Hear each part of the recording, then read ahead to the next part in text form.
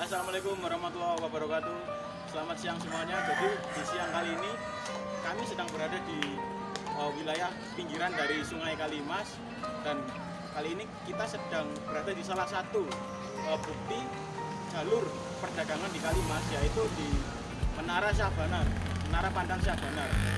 Dan dulunya menara ini berfungsi sebagai menara pengawas dari jalur perdagangan yang mana pada saat itu dilewati oleh kapal-kapal kecil atau tongkang, dan menara ini berfungsi sebagai pengawas yang diawasi langsung oleh kepala pelabuhan. Sebelum kami lanjut menjelaskan materi dan sejarah di balik Menara Syahbanar ini dan beberapa rute jalur perdagangan di Sungai Kalimas, izinkan kami memperkenalkan diri terlebih dahulu. Nama saya Fauzi Agustian Ramadhani, pendidikan sejarah kelas C, NIM 089. Nama saya Sulistiani, dari pendidikan sejarah kelas 2022C dengan NIM 090. Nama saya Melati Ayu Putrasari dari pendidikan sejarah NIM 083. Nama saya Nabila Sandiani dari kelas 2022C dengan NIM 088. Sekian perkenalan dari kelompok kami. Terima kasih.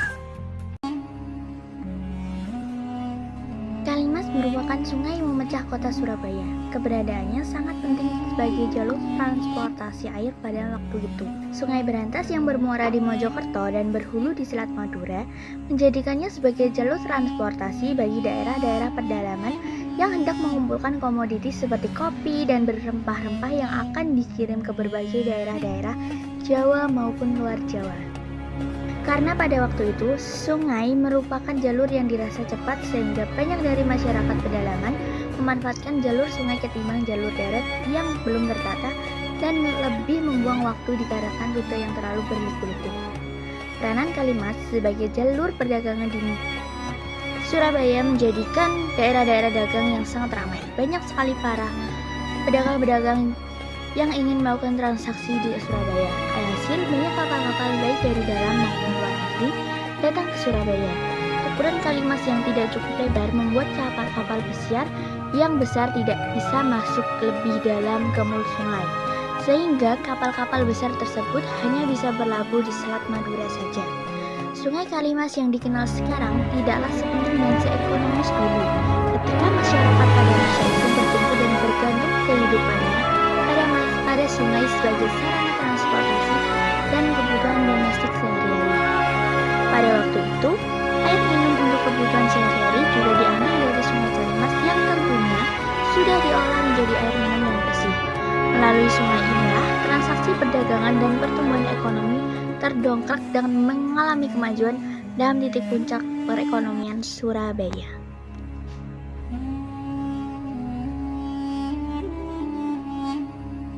Pengaruh Sungai Kalimas sebagai jalur perdagangan pada Islam baru mendapat perhatian lebih oleh kaum pribumi, terutama di wilayah Majapahit, setelah kedatangan Raden Rahmat atau biasa dikenal dengan Sunan Ampel, yang merupakan anak keturunan Arab yang berasal dari Campa.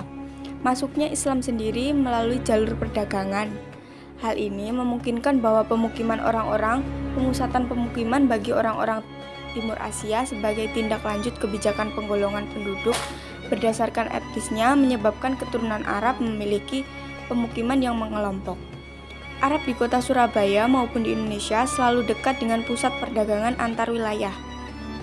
Kawasan Ampel sebagai pusat pengajaran agama Islam oleh Sunan Ampel dijadikan sebagai tempat hunian keturunan Arab di Surabaya. Kemunculan mereka di Nusantara yang kemudian membentuk sebuah koloni-koloni dapat dihubungkan dengan beberapa faktor penting yang tidak hanya bersifat keagamaan, tetapi juga ekonomi, sosial, serta politik yang berlangsung, baik pada tingkat regional di kalangan masyarakat muslim tertentu, maupun pada tingkat dunia muslim yang tentunya lebih luas. Dari situ, berkembanglah jaringan komunitas Arab di Nusantara, tentu juga di Surabaya. Dalam perkembangannya, sebagian muslim imigran Arab di Surabaya secara umum lebih mudah bersosialisasi dan beradaptasi sepenuhnya dengan orang pribumi. Dengan adanya kepercayaan dari masyarakat sekitar, orang Arab mengambil kesempatan tersebut untuk melakukan kontrak kerja dengan orang-orang pribumi. Pertumbuhan pemukiman di Surabaya berkaitan erat dengan kondisi daerah itu sebagai kota dagang. Posisi itulah yang menjadi pendorong bagi para pedagang ke kota itu. Orang-orang Arab yang datang ke kota itu mengalami peningkatan. Jumlah orang-orang Arab di kota Surabaya pada tahun 1870 adalah 1.626 jiwa dan angka itu menjadi 2.056 jiwa pada tahun 1885. Data tahun 1885 memperlihatkan bahwa kurang lebih 1/5 adalah imigran yang lahir dari Arab. Pengaruh Sungai Kalimas sendiri bagi kehidupan warga etnis Arab di Surabaya sangat tampak memang dalam bidang perdagangan. Karena letak kampung Arab di Surabaya berada dalam kawasan Ampel Delta yang berada di sebelah barat Sungai Kalimas. Keturunan warga Arab memang mempunyai kegemaran dalam bidang perdagangan. Hal tersebut membuktikan bahwa dengan adanya Sungai Kalimas sebagai jalur perdagangan di Surabaya sangat membantu untuk proses perdagangan bagi orang Arab. Komoditi utama dalam perdagangan orang-orang Arab adalah cita katun dan katun India. Komoditi kedua yang diperdagangkan adalah berlian, batu permata, serta komoditi impor dari Eropa. Komoditi kedua yang diperdagangkan adalah barang seperti berlian, batu permata, serta aneka komoditi impor dari Eropa seperti emas, perak, arloji, makanan yang diawetkan, tembikar, dan juga berbagai barang logam. Orang Arab melakukan perdagangan kain dari India. Selain itu, dijual juga kain plekat dan kain Jerman. Orang-orang Arab juga menjadi pemborong pada firma impor Eropa, aktivitas keluar negeri untuk memberi barang-barang yang kemudian dijual kembali ke Indonesia. Tentunya memerlukan sarana transportasi sebagai alat pembantu. Sehingga dengan adanya Sungai Kalimas sebagai jalur transportasi di Laut Surabaya sangat memudahkan proses perdagangan bagi orang Arab berupa pengangkutan barang ke daerah pedalaman yang tentunya lebih efisien dari segi waktu maupun segi tenaga. Tercatat bahwa Surabaya sejak dulu merupakan kota yang sibuk dengan kegiatan perdagangannya.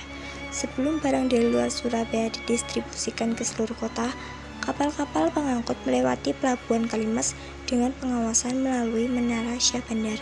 Dari menara tersebut, pegawai pemerintah Hindia Belanda dapat mengawal secara leluasa bagaimana kondisi yang terjadi di Sungai Kalimas. Bangunan cantik yang berada di tepat ujung muara Sungai Kalimas ini bernama Menara Syah Bandar. Saat ini namanya telah menjadi kantor Syah Bandar kelas utama Tanjung Perak yang memiliki fungsi pengawasan serta penegakan hukum di bidang keselamatan dan keamanan pelayaran, koordinasi kegiatan pemerintah di pelabuhan, serta pengaturan, pengendalian dan pengawasan kegiatan pelabuhan pada pelabuhan yang diusahakan secara komersil. Namun demikian, kegiatan tersebut tidak dilaksanakan di dalam bangunan tersebut, namun di bangunan yang ada di sampingnya. Menurut penuturan warga setempat, di dalam lorong Menara Syah Bandar dulunya ada tangga yang digunakan untuk naik ke atas menara pengawas. Namun setelah bangunan ini tidak difungsikan, tangga akses naik ke atas menara pengawas sudah ditutup dan sekarang ini setelah lorong Menara Syah Bandar ini menjadi pemukiman penduduk.